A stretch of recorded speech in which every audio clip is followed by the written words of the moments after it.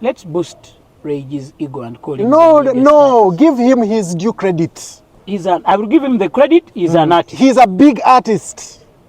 In your words. And Very good big. You are here to represent. Very big. I have numbers. Can I give him a free venue in Kampala? By the way, you say you want to give Reggie a free venue in Kampala. Do you know that Reggie had a concert here in Kampala last year, Reggie Live in concert, and it was sold out and people were chased from the doors? You don't know that? In a hotel hall. Dear God, what do you mean? In a hall. Where was it? Wasn't it in a hotel? Wasn't it in a hotel? Nick, simple question, simple answer. Wasn't the show in a hotel? Please kindly. Wasn't he in a hotel? What does... Okay, can you bring any other artists and put them in a hall and you put Reggie there? Mr. Sandy. The show was there. Very good. It was in a hotel. In a big venue. In a hall. In a big venue. Hotel. In a big venue. Imperial Royal. It's a big venue.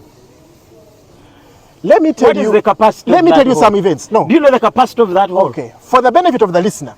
No. Do you know the capacity of the hall? Mr. Sandy. No. I give you time to speak and you don't answer questions. Mr. Sandy.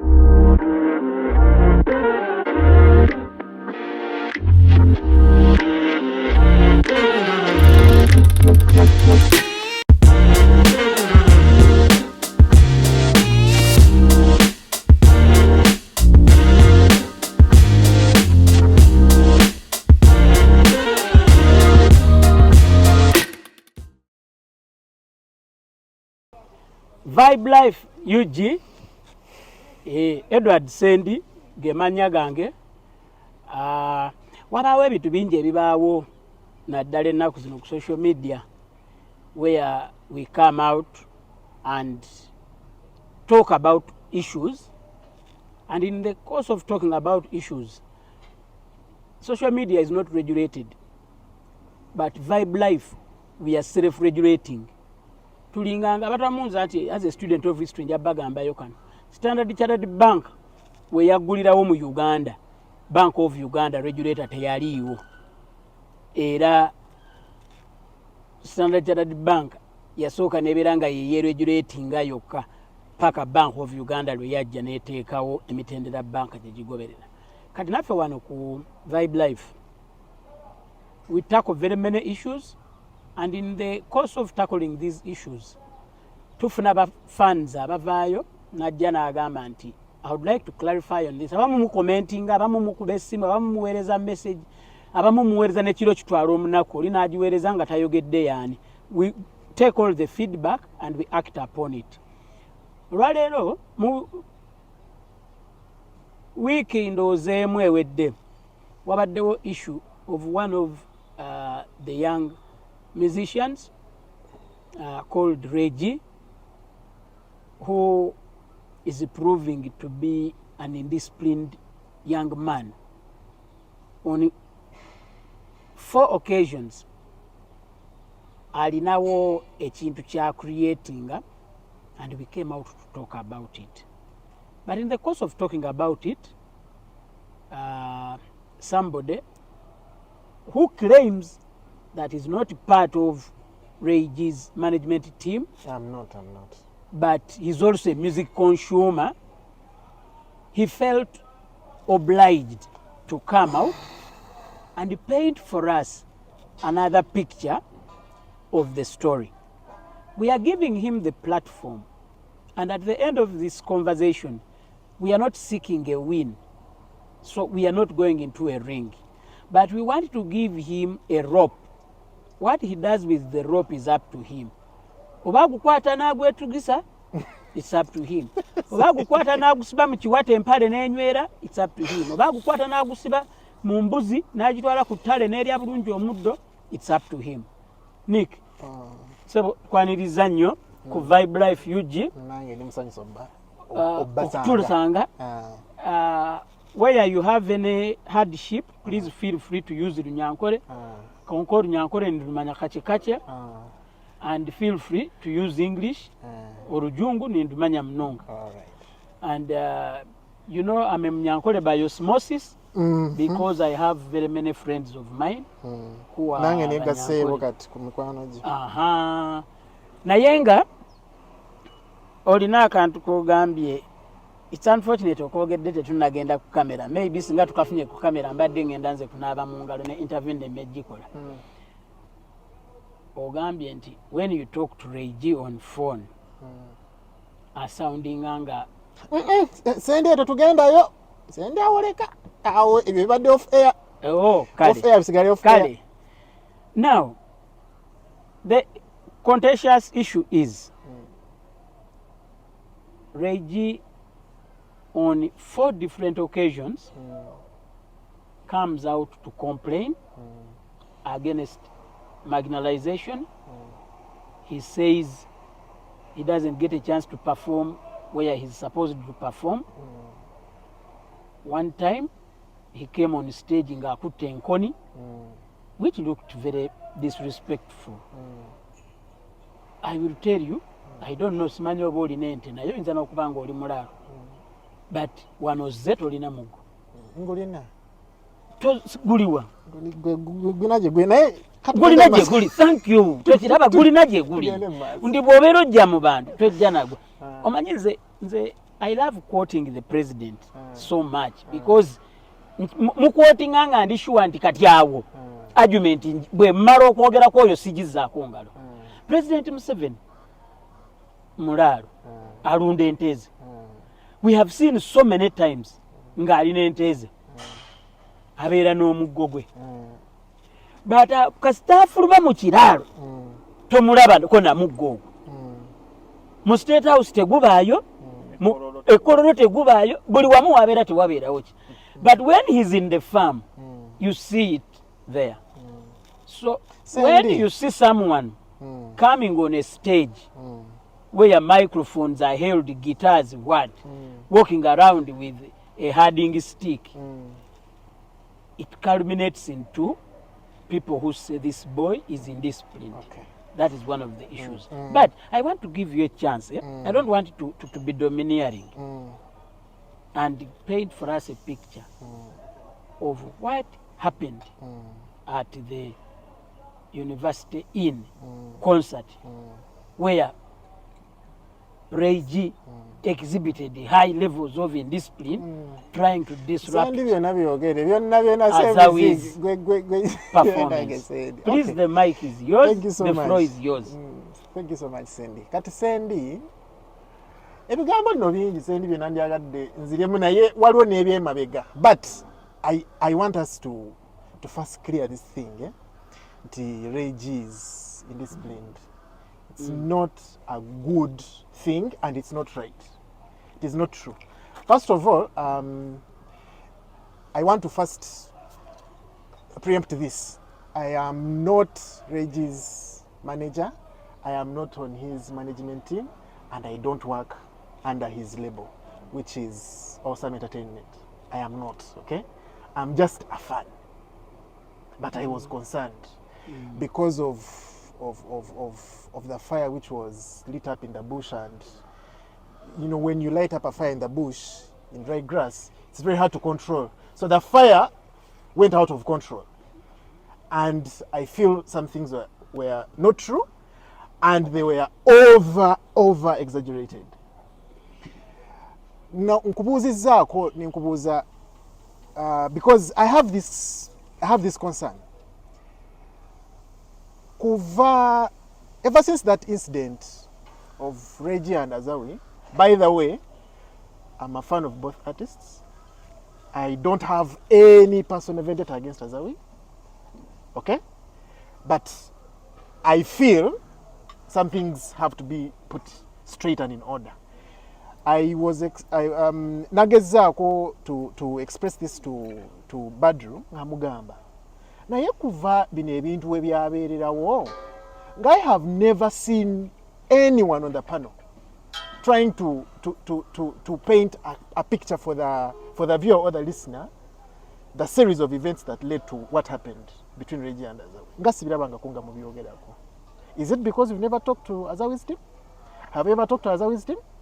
If so, what is the version of the story that you have from Azawi's team? I have from multiple sources, by the way, from a person who formerly managed Reggie, and I talked to the man himself because I was so concerned. Nze nali sina na number ya Reggie, but I went digging and I said, what is this? Because I love that artist so much. Nga sendi nga sikulabangako omuntu ali wane atunula alaba video eno gwogamba nti Reggie ali disciplined, lwaki tonyonyola eyo that the series of events nga wezabeerawo to come to the kuba nze kyenalaba gwe kyaloyogerako wali ogamba because you were feeding the viewers the thing that Azawi yava gye yavudde ewala nga mukoowu. Wagamba Azawi simanya yava Kitugumu. I gave a chronology, yes, of events. Yes, but okay? But you didn't I get gave a chronology of events, and let me just to have a recap. This is what I said. Njagala. And njagala gye yava tukijjemu. Ate tubijjamu kuba wabyogerako. Azawi left Kitugumu. Got to Kampala. Left Kampala. Got to Mbarara around 8 p.m. Okay? She freshens up through her manager, Jaira Birungi. She finds out she's going to perform at midnight. Okay? There is a program being circulated on social media.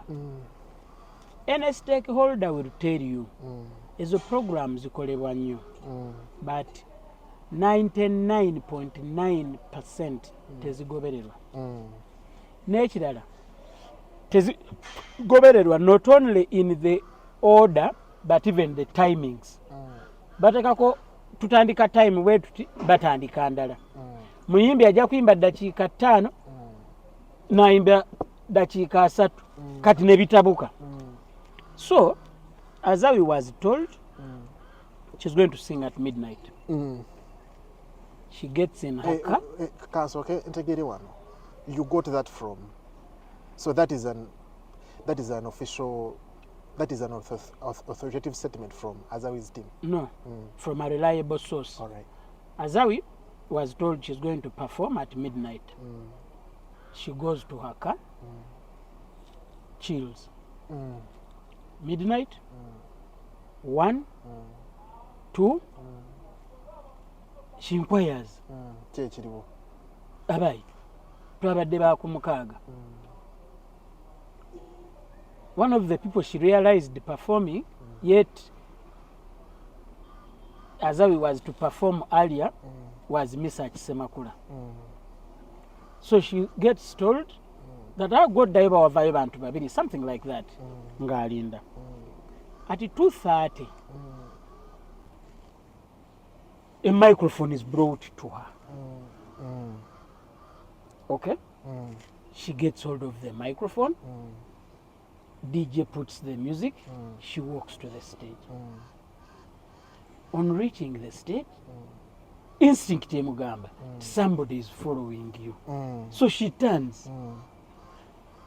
Okola double take. Nga Reggie. And she's like, yee. Then Reggie says, Kambuzeeko ku bantu. Now, the rest, we can see that video clip wakalaba. Azawi asking people, Reggie Kanyimbe. Reggie Kanyimbe. Soko ndeke nyimbe. So she performs. Beyond that, I don't think I've made any other story up. Okay. Katsi, you see. My final shot, manjagala kuwa chance you explain everything. I'm going to ask very few questions. I just want to give a chance to you. My only take in this thing is, one, whatever the circumstances, nobody should come on stage in such a manner.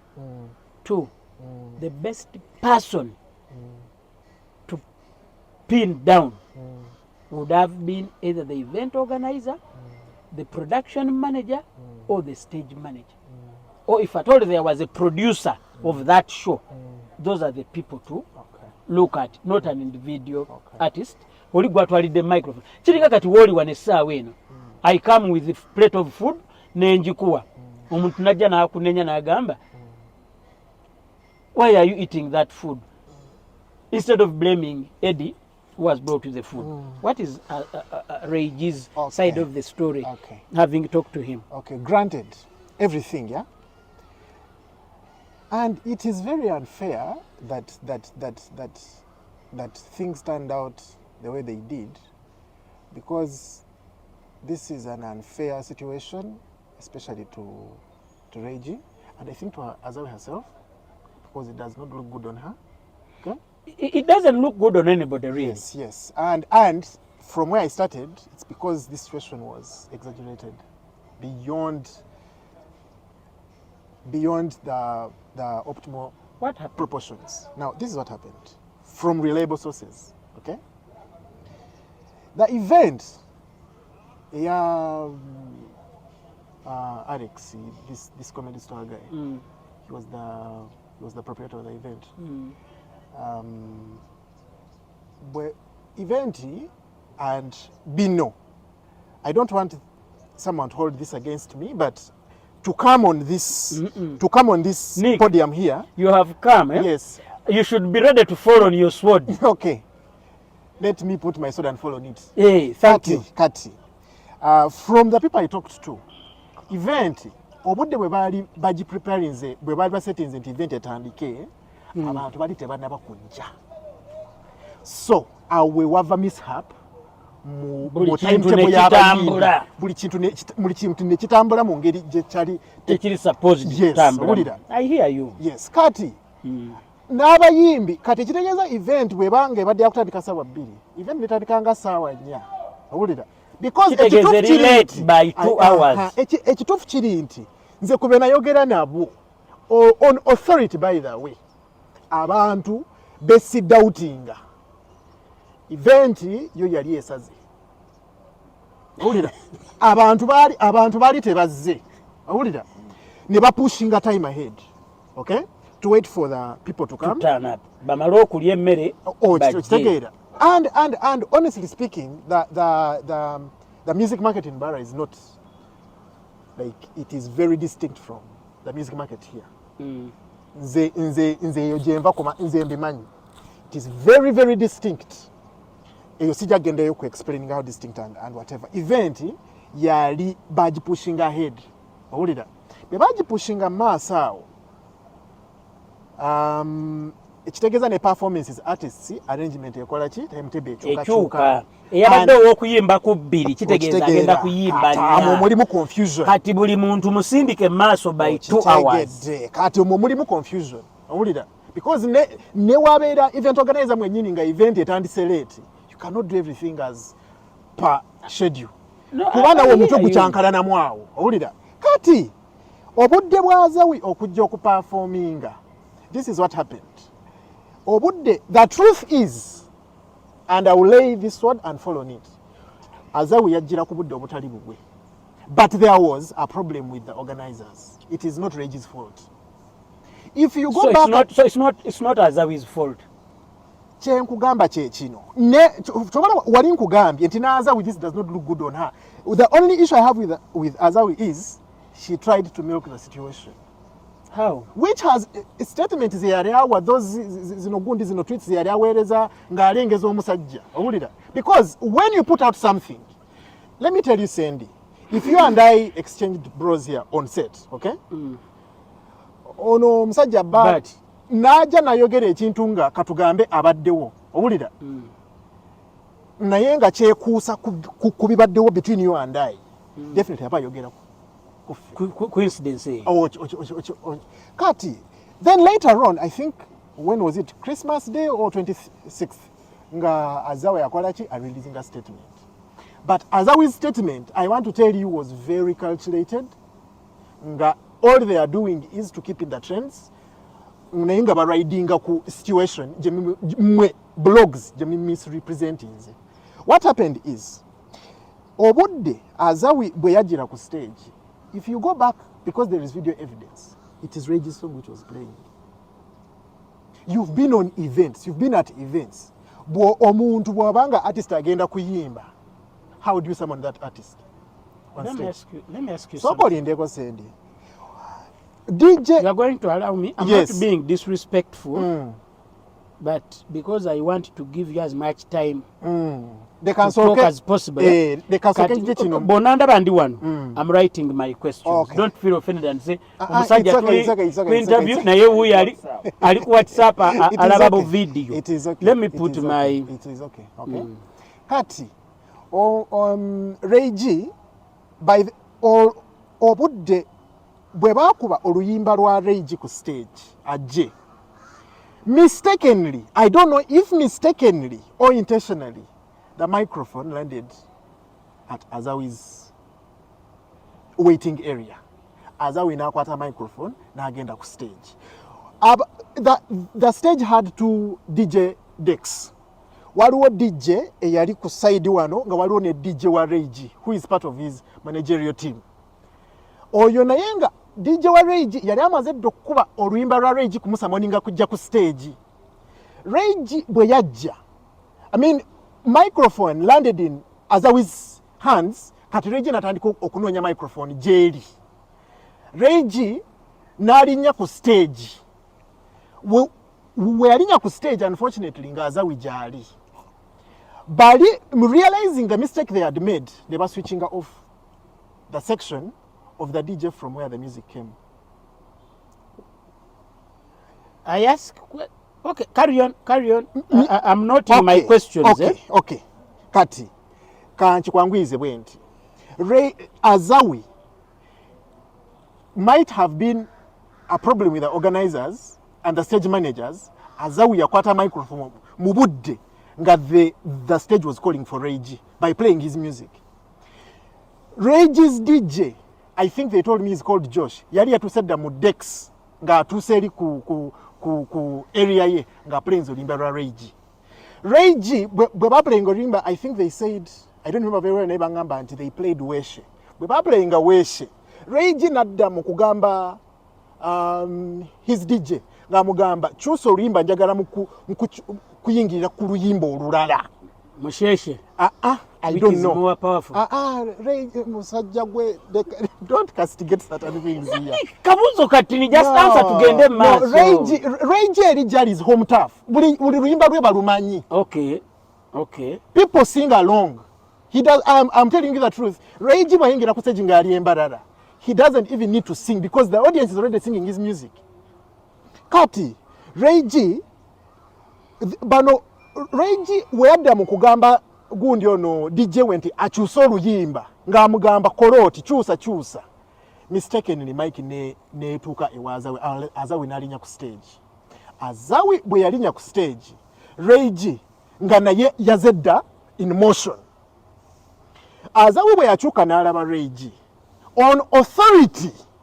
Bwano wolabira Reggie ng'alinga yagala okwogera n'Azawi. You see, if you say that Reggie was indisciplined and all, another person would have been grabbing that microphone from her. But Reggie, he was standing gentlemanly and he was talking to Azawi. Azawi is meanwhile, in this moment, Azawi is taking advantage of the situation and speaking loudly on the speakers. Reggie, linda ko nyimbe. Naye nga Reggie kyali agezaako okugamba Azawi. Because the fans, after hearing Reggie's music, ate Azawi n'alinya ku stage. Reggie naye ng'atuuse ku stage because he had been summoned. Audience ne batabuka mu audience. Reggie, the truth, on authority, nze kye baŋŋamba on authority from his team, yali agezaako kugamba Azawi, so kompeko microphone and I tell the audience to calm down, I'm going to come after you. Had Reggie intended anything ill, he was going to grab the microphone. The person you're saying is indisciplined, yali ayogera bulungi at a distance, by the way. Because yali tamusemberedde nnyo bw'ati nti he's grabbing the microphone. Yali agezaako mugamba, so kompe microphone. I talk to these people, mbagambe nti I'm going to come after you.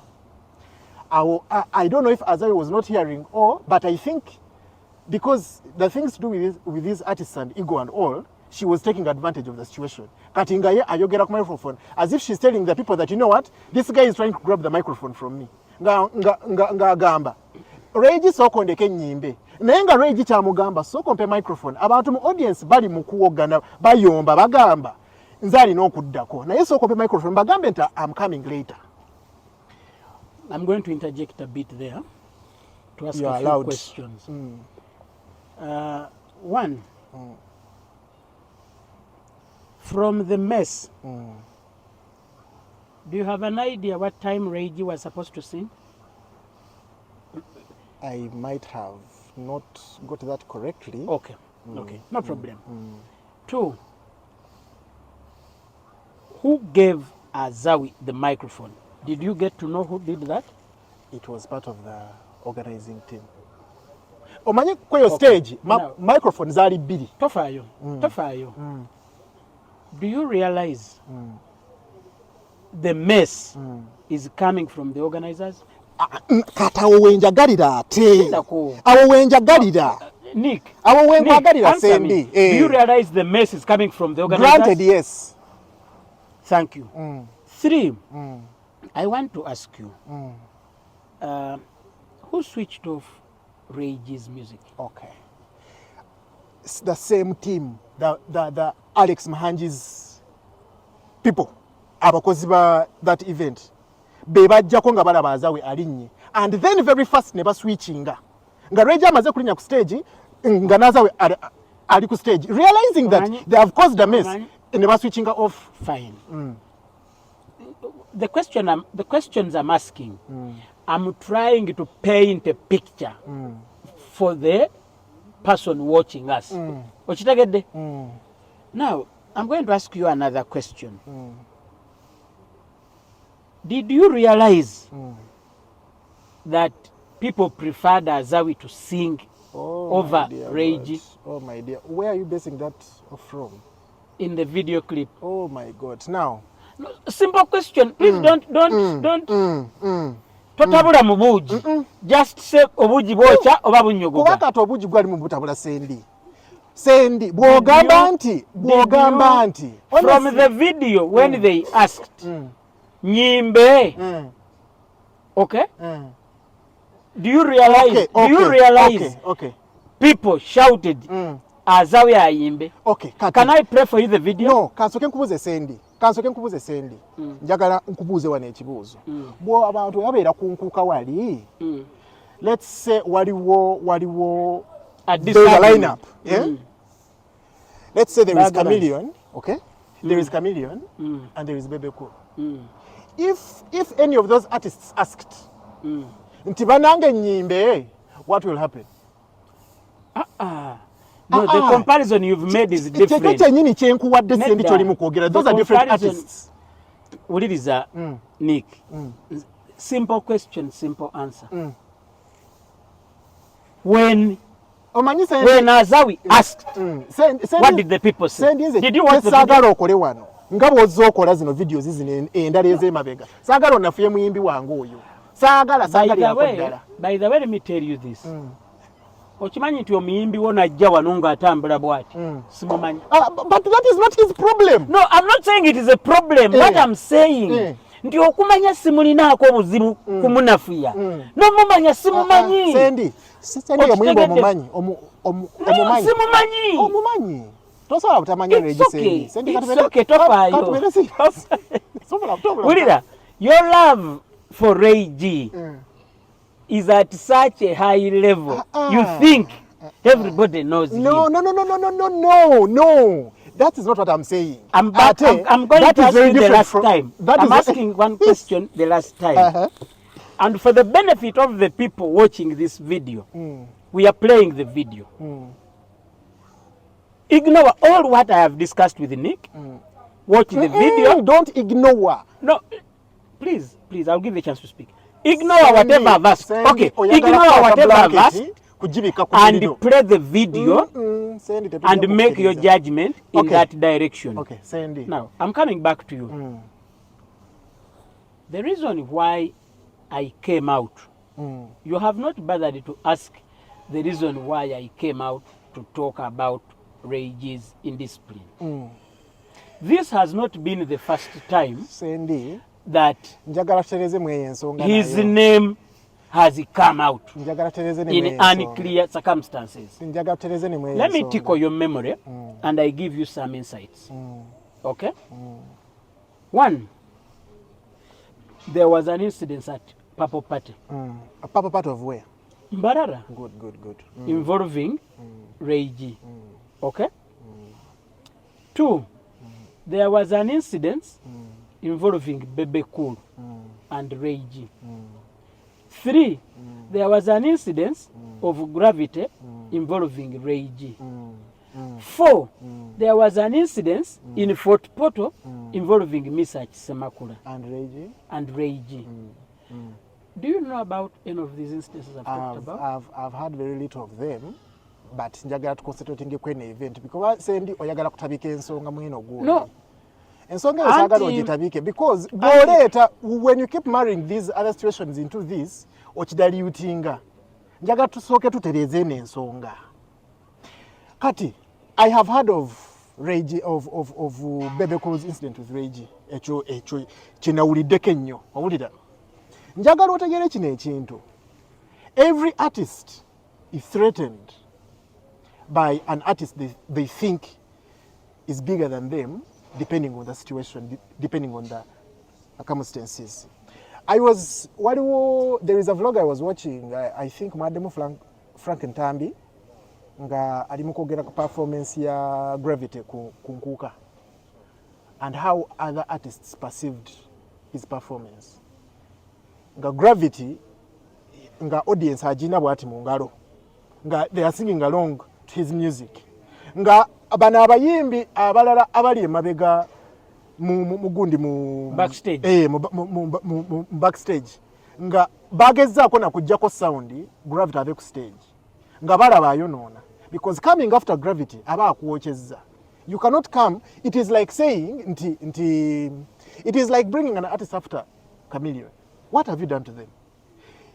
In Mbarara, kirungi ezo gundi zonna zoyogeddeko ziri Mbarara. The truth is, in Mbarara, no one wants to perform after Reggie. No one. Let me ask you something. No one wants to perform after Reggie. Let me ask you something, Nick. Now, yeah. Clarify for me on this one. When you are the big artist, okay, let's boost Reggie's ego and call him. No, give him his due credit. I will give him the credit. He's an artist. He's a big artist. In your words, Very good big. You are here to represent. Very him. big. I have numbers. Can I give him a free venue in Kampala? By the way, you say you want to give Reggie a free venue in Kampala. Do you know that Reggie had a concert here in Kampala last year, Reggie Live in concert, and it was sold out and people were chased from the doors? You don't know that? In a hotel hall. Dear God, what do you mean? In a hall. Kati kankubuuze. Hold on. Where was it? Where was it? Wasn't it in a hotel? Wasn't it in a hotel? Nick, simple question, simple answer. Wasn't the show in a hotel? Kankubuuze. Please kindly. Njagala ntereze mwene ensonga. Wasn't he in a hotel? What does... Okay, can you bring any other artists and put them in a hall and you put Reggie there? Mr. Sandy. The show was there. Very good. It was in a hotel. In a big venue. In a hall. In a big venue. Hotel. In a big venue. Imperial Royal. It's a big venue. Let me tell what you. What is the capacity? Let me tell you hall? some events. No. Do you know the capacity of that hall? Okay. For the benefit of the listener. No. Do you know the capacity of the hall? Mr. Sandy. No. Nedda. I give you time to speak and you don't answer questions. Mr. Sandy, njakukiddamu like this. You've asked me a question. Let me answer it like this. Okay? I'm going back here to write my questions. Kisooka. Olaba nga bwe wabadde ogamba nti share alien skin yabadde mukasaawe saawe. Mukasaawe katono. Thank you very much. Kati gwe yardstick ki gy'oteekako? Kati kankubuuze King Saha. Is King Saha a small artist? No, he's not. Where did he have his concert? Freedom City. Africana. People's Space. Why didn't he go to Cricket Oval? Venue was booked. No. mukulu bwebeera event azogipushingayo nateeka.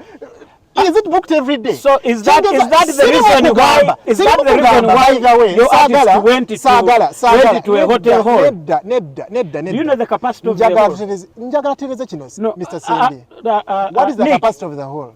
600 people. Oh my dear God. So when you look at, oh dear God, I can put somebody. Do you know the name of the hall? Sandy. Do you know the name of the hall? Sandy. I call somebody from Imperial Imperial Royal right now, where the show was. By the way, was it on the ground floor or upstairs? The council case kino mu ddiiro. Wano wenjogeredde nti King Saha concert ye yali ku Africana People's Space. I'm not saying that it's a small venue. Anyone can hold a concert where they want it. And I can give it to you like this. Reggie bw'akola concert ye ku Cricket Oval. And fans have been asking for it, by the way. Bw'amala n'agi holding, it will sell out. I'm telling you this. It will sell out. It will sell out. Omanyi, Nick, listen to me. Listen to me and listen to me very carefully. You are trying to paint me as someone who is putting Reggie down. Unfortunately, it's not the case. No, it is the case because wali eri Banzo, I am not trying to put your artist down. What I am doing, I am giving facts. No, I also have facts. Now, ekisooka okumanya nina facts. Nsoose ne nkujja wali emabega wali ogamba nti guno musango gwa Reggie kati noguteeka ku Alex Manje and the team. Reggie nino musango gwe. Ngukuwe. Oguliwa. Wali oyagala ave ku stage adduke. No. Listen to me. One. Okay. Reggie yakola musango ki okujja ku stage nga they have played his song. The organizers invited Azawi to come on the stage. Kubuzize okay. Just Kankutereze wano. Let's be a little civil. Sandy antulakwa yagala kukuzabuza. Nick, no, I can get you a pen and a paper. Do you know why I'm writing? To give you a chance Sandy to speak without interrupting you. Sandy. Nick, I want us to wind up in 10 minutes because at the end of the day, I've given you a platform, I've given you a rope. It's the viewers who are going to comment and say, Nick is a very wise man. You gave me a rope and I put it around your neck. No, my neck is very free. This is what I want to say. My issue with Reggie, his name has come up 4 different times, okay? Where there is the news of him wanting to perform, okay, or complaining about performance time and stuff, complaining against other musicians, at the same time trying to paint a bad picture of the artists, rather than blaming it on the event organizers. Okay? Kati, Sandy. Please. So kompeka akadde nkusaba. Kankusalika ekirime katono. Nkusabye Uncle Sandy. No, carry on. Kati Uncle Sandy. Tukiriziganya nti kiri ekimabega okijjeeyo wali opining omusajja oyo ku kisenge okirize nti kati obuzibu si bwa Reggie actually. Obuzibu bwa Reggie 4 times. 4 times. Get me Reggie and I interview him. Omanyi jali. No, give me a chance to interview Reggie. No, listen to jali. me. Give me a chance. Ali mbarara. Tuzitekemu amafuta tugende. Give me a chance to sinkane wali kunte. Kunte ya Airtel. Awaro ne restaurant we batunda emmere ewooma. As long as by the way, Reggie, give me a chance to interview Reggie. Reggie is not that type of artist. Give me a chance to interview Reggie. He will not accept. And because you know what I want? Do you know what I want? I want him to clarify on the 4 times his name has appeared in bad light. Okay? And that it is my saying is indisciplined. It's not based on one incident. It's based on 4 incidences. And there is a possibility that you're wrong. That is actually right. On 4 times. You see, the problem is you've never heard from him, have you? You've heard from him. You're putting him on the cross for something you don't know. You've heard from him. No, I've heard from him and that's why I'm here. But you are not answering my questions. The question, which question have I not answered? When he came to Kampala, in which hall did he perform? Don't call it a hall. It was a concert. In that what was actually the venue. Buuza zaali sente meka okuyingirayo. No. You don't give me the questions to ask. Where did he perform? That is Can irrelevant. I tell you?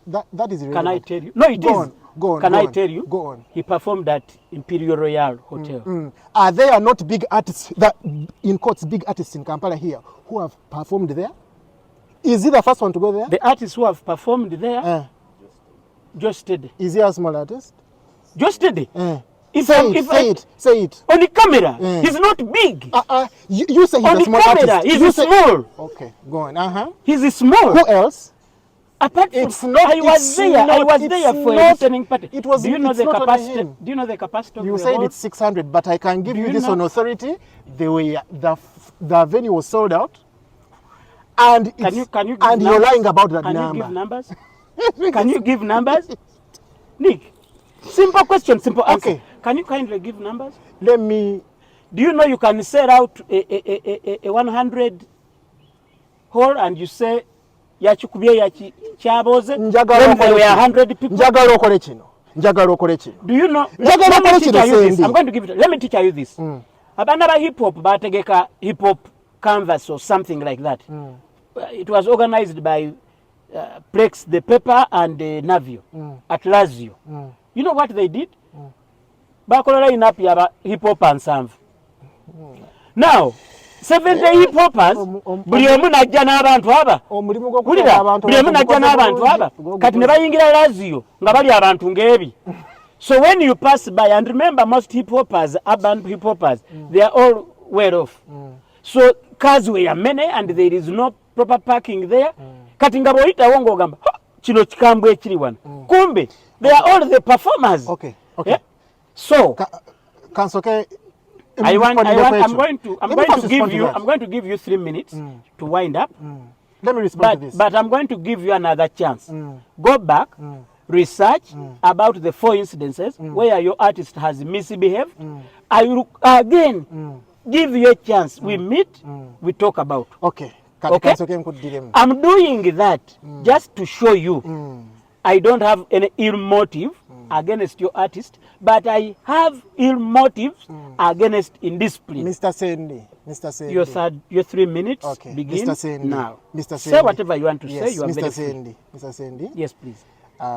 Everything you have been saying, right from the incident, all the videos I've seen, all the clips I've seen you talking about Reggie, it has been ill motive. You've tried to put him down, but let me tell you, you are only trying to put a big artist down. You cannot put a small artist down. You cannot put someone where they already are. You try to pick a big person up and try to put them down. Let me give you very, very big facts. I appreciate them. The big artists, Reggie has collaborated with some of the big artists in Kampala. If he was that bad, Spice Dana would not go to sing with him in studio, to release a video, okay? Had that been the case, this gospel artist, who is he? The Vixen, would not go and do a song with Reggie, which is actually a big hit. Plays on every wedding, and radio, by the way, and in club. That not being the case, Reggie has collaborated with some of the biggest producers in East Africa here, and yonga sinabona kutuukayo. Mubadde mwogera the one in Rwanda. Is he a small person? Let's get the figures. Big? No, thank you very much. The producer in Rwanda. Do you realize that? Ate wakola mistake noyogera mu luyimba lw'oyo omusajja. Do you realize that? That was on Reggie's EP. You don't even know that Reggie had an EP. If he's a big artist, he should be talking about albums, not EPs. Oh my God. Let me talk something closer to home. Nick, let me talk something. Let me bring something closer to you. With respect, bwembera munyankole, nengenda awantu nga njogera. Oli naga nti oyo musajja mukulu munyankole wa amaanyi. Bagenda okuwulira nga ngamba, nina ennyana zange 2. okimanyize gwoyogera naye nina ennyana zange ebbiri they will chase me away because omusajja omukulu omunyankole ow'ekitiibwa bwe bamuwa respect bamusuubira kwogera ninyina amagana gente you understand kati ogenda okuwulira omusajja omugagga gwe babanjulidde ndi musajja munyankole mugagga w'amaanyi musuubira kwogera nti alina amagana gente ali mukugamba nina ennyana zange ebbiri kakati naawe kyogezaako okukola omusajja muyimbi munene ate oŋŋamba nti alina EP omuyimbi omunene alina album. So are you saying he's incapable of an album? Don't talk about the EP. If your artist is big, don't talk about an EP. An EP is a VTs. Okay. Very good. Njagala mpeye examples. 3 big artists that you know in this Uganda. 3? Because the top 3. Okay. Bebe Bobby Chameleon. Njagala ompe album emu eya Chameleon. She does a dunia. Is that an album? Yes. That was an album. Documented? Documented. Who? Mamma Mia was an album. You're looking for them. Ulira Chipepeo was an album. You're looking for them. No, and you're just mentioning singles, by the way. Go on. No, there are songs on those albums, and they're the album tracks. Bebe Cool? Bebe Cool. Gendolete this reggae. Zikubuze. No. Eliemu yoka. Okay, the most professional, international acclaimed album he did is Go Mama. Go on. Okay. Bobby Wine. Bobby Wine. Bobby Wine. Ngenda kudda na mabega. Sigenda kukwata 2000. I'm going below. Akagoma. Later, Mama Mbire. Mama Mbire had the 2 collaborations she did with Go on. Okay. Go on. Later, Bada. Ezo nyaba idha wa where? Watch it. Okay. Kati kankujire. Kati ogenda the album za Rage. But wano wembade nkujira because wali eri emabega you were pitting Rage against, let's say, old people, the people who have been in this and in the industry and even left. Okay. Kati. Now on Rage, that one I apologize. Let me put him at the same par. The artist where he is. When did he start singing? I'm coming there. The artists of Rage's generation. Who are they?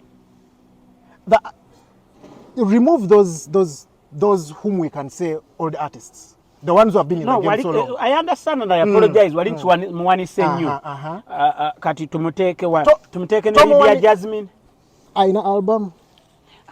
No, I'm asking. Wali yegwade somla mwagwa album. Aina album. Niki. Aina LP.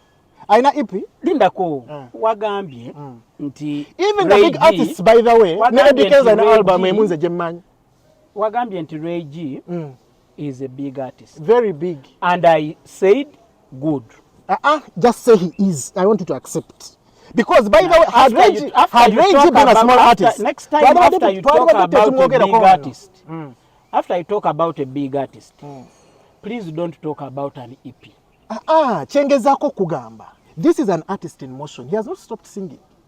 I want to anticipate that the next release or the next big thing coming from Rage will be an album. But you see, even the Ugandan audience is not.